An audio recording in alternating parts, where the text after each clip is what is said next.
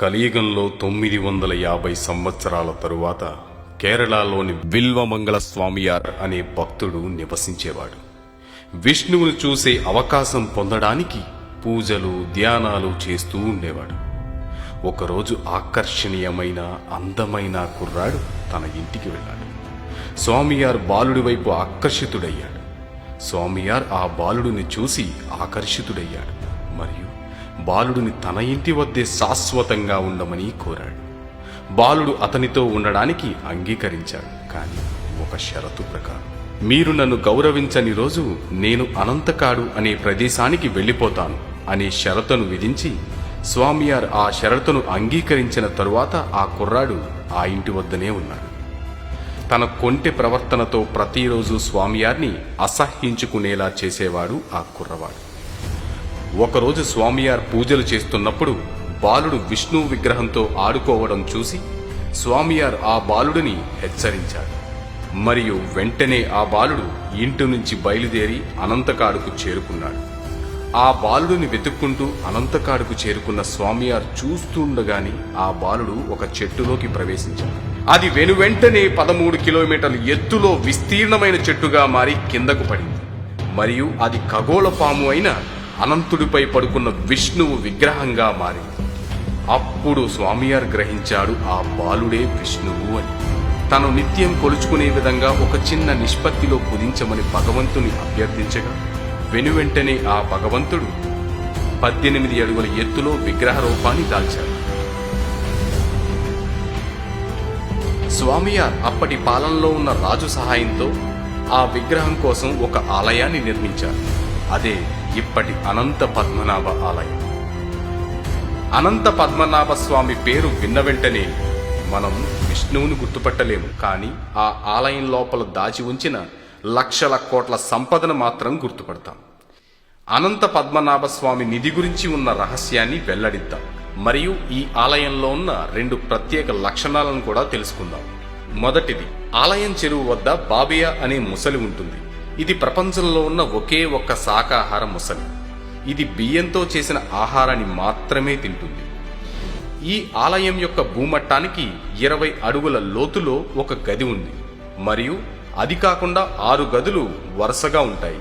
అవి ఏ, B, C, D, ఈ, F అని పిలుస్తారు.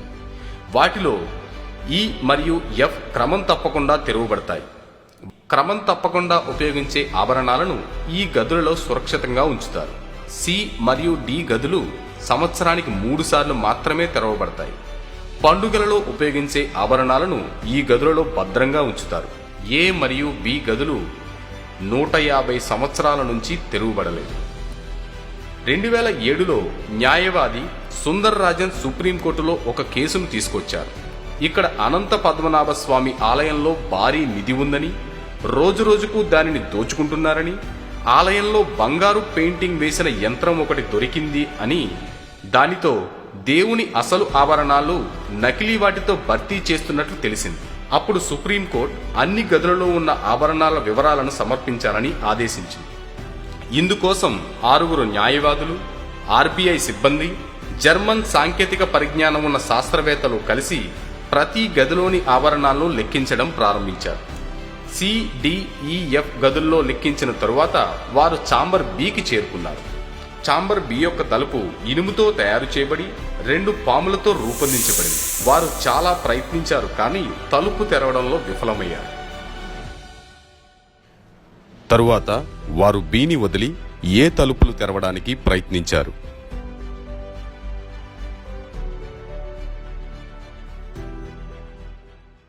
వారు ఆధునిక సాంకేతిక పరిజ్ఞానాన్ని ఉపయోగించి 7 గంటలు నిరంతరం ప్రయత్నించినప్పుడు అది తెరవబడింది. వారు గదిలోకి ప్రవేశించినప్పుడు దుమ్ము తప్ప మరేమీ లేదు మరియు గది శుభ్రం చేయబడింది. అక్కడ భూగర్భంలోకి వెళ్ళడానికి మరో తలుపు కనుగొనబడింది. వారు అక్కడికి వెళ్ళినప్పుడు వారు ప్రపంచంలోని 8వ అద్భుతాన్ని చూడగలిగారు. గ్రాములు లేదా కిలోలు మాత్రమే కాకుండా టన్నుల బంగారం, వజ్రాల బస్తాలు, బంగారు నాణాలు మరియు కిరీటాలతో నిండిన పెట్టెలను చూశారు. బంగారు ఆభరణాల సంఖ్యను మరియు వాటి వివరాలను సమర్పించడానికి వారు 6 నెలల సమయం తీసుకున్నారు. బి కాకుండా వారు ఈ 5 గదులలో 1,20,000 కోట్ల విలువైన నిధిని కనుక్కున్నారు. మరియు ఇది పురాతన ముక్కలుగా ఉన్న వస్తువుల విలువ మాత్రమే. పురాతన విలువను జోడించితే దాని విలువ 10% పెరుగుతుంది. అంటే 12 లక్షల కోట్లు. 12 లక్షల కోట్లు అంటే ఎన్ని సున్నాలుంటాయో తెలుసా? 12 పక్కన 12 సున్నాలు వస్తాయి. మరియు ఒకే బంగారు నాణం విలువ 2.5 కోట్ల రూపాయలు ఉన్నట్లు అనిపిస్తుంది. అంచనా ప్రకారం ఈ గదిలో 50 లక్షల కోట్ల నిధి ఉంది. ఇవి కాకుండా వారు జి మరియు హెచ్ స్టిల్ అనే 2 గదులను కనుక్కున్నారు. ఇవి తెరువబడలేదు. అంటే 3 గదులు ఇంకా తెరవలేదన్నమాట. ఇప్పుడు నిధి ఎక్కడ నుంచి సేకరించారో చూద్దాం. ఇది భగవంతుని అద్భుతం కాదు, లేదా ఒకే రాత్రిలో సృష్టించబడలేదు. మరియు సుమారు 2000 సంవత్సరాల నుంచి నిధిని సేకరిస్తోంది. ఈ నిధిని 5 విధాలుగా సేకరించారు. 1. Gold tax. ట్రావెన్స్కోర్ రాజులు పద్మనాభ దేవునికి గొప్ప భక్తులు. సంపాదించిన సంపదలో కొంత శాతాన్ని దేవునికి అర్పించడానికి తన రాజ్యంలో ఒక నియమాన్ని ఆమోదించడం ద్వారా సేకరించిన బంగారాన్ని దేవునికి అర్పించారు. 2. ఇన్వేజన్. ట్రావెన్స్కోర్ రాజులు తన పొరుగు రాజ్యాలతో పోరాడినప్పుడు మరియు సేకరించిన నిధిని దేవునికి అర్పించారు. 3. బహుమతులు. శ్రీకృష్ణదేవరాయలతో సహా కేరళలోని చాలా మంది రాజులు పద్మనాభ స్వామి భక్తులు. భగవంతుడు ఆశీర్వదించడానికి వారు భారీ మొత్తంలో నిధులను అందించేవారు. గౌరీ లక్ష్మీబాయి సమయంలో ట్రావెన్స్కోర్ రాజ్యంలోని అన్ని దేవాలయాల అదనపు నిధిని సేకరించి ట్రావెన్స్కోర్ కోటలో భద్రపరిచారు. 5. బ్లాక్ బంగారం. ప్రపంచంలో అత్యధిక మిరియాల ఉత్పత్తి కేరళలో జరుగుతుంది. పెప్పర్కి బదులుగా అదే పరిమాణంలో బంగారం ఇవ్వబడింది. మరియు కేరళ నుంచి ఎగుమతి చేసిన మిరియాల పరిమాణానికి బదులుగా అదే పరిమాణంలో బంగారాన్ని పొందటానికి వారు డిమాండ్ చేసేవారు. ఈ విధంగా 5 మార్గాల ద్వారా బంగారంతో పాటు వజ్రాలను భారీ పరిమాణంలో సేకరించారు. అదేవిధంగా నిధిని చాలా రహస్యంగా దాచడానికి కారణం 1741లో నెదర్లాండ్ మరియు పోర్చుగీస్ ట్రాన్స్కోర్ రాజ్యంపై దాడి చేశాయి. వారు భారీ నిధి గురించి తెలుసుకున్నప్పటికీ మన ప్రజలు వారితో బాగా పోరాడి గెలిచారు. ఇది మాత్రమే కాదు, టిప్పు సుల్తాన్ సామ్రాజ్యం కూడా కేరళలోని ఎర్నాకులానికి చేరుకుంది. కానీ ఆ సమయంలో ట్రావెన్స్కోర్ రాజు మార్తాండవర్మకు టిప్పు సుల్తాన్తో పోరాడే సామర్థ్యం లేదు. దేవుని నిధిని దొంగల నుండి కాపాడాలనే ఆలోచనతో అతను ఈ 6 గదులను ఏర్పాటు చేశాడు. 1799లో టిప్పు సుల్తాన్ మరణించాడు. మార్తాండవర్మ యొక్క ఆనందానికి ఎటువంటి అడ్డంకులు లేవు. ఇంతలో 1799లో టిప్పు సుల్తాన్ మరణించిన తరువాత అతను మొత్తం నిధిని దేవునికి అంకితం చేయాలని అనుకున్నాడు. చాలా శక్తివంతమైన మంత్రగాళ్లు మన దేశంలో కేరళలో ఉన్నారు. వారి సహాయంతో నాగబంధంను ఉపయోగించడం ద్వారా ఛాంబర్ బి యొక్క తలుపులు సురక్షితంగా మూసివేయబడ్డాయి. ఇప్పుడు గది బిలో ఏముందో ఎవ్వరికీ తెలియదు. ఆ తలుపులు ఎందుకు తెరవడం లేదో మీకు తెలుసా? మొదట చెడును లెక్కించడం మరియు తరువాత మనం వేరే విధంగా ఆలోచిస్తే మంచిది అని చెప్పబడింది.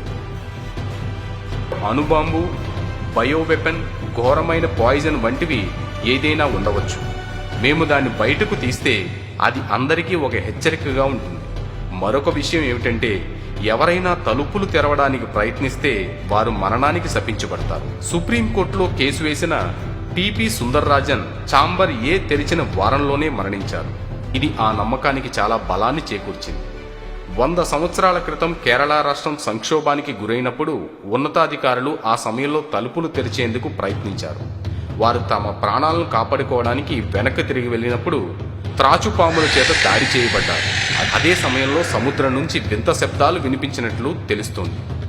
వాస్తవానికి ఈ ఆలయం సముద్రం నుంచి 3.5 కిలోమీటర్ల దూరంలో ఉంది. సముద్రపు తరంగాలు మరియు పాములు బుసకొట్టడం వంటి శబ్దాలు వినవలసి వస్తుంది. దీనితో మనం ఆ తలుపులు తీస్తే అది సునామీకి దారితీస్తుంది, ప్రపంచం అంతమవుతుంది అని చాలామంది చెబుతున్నారు.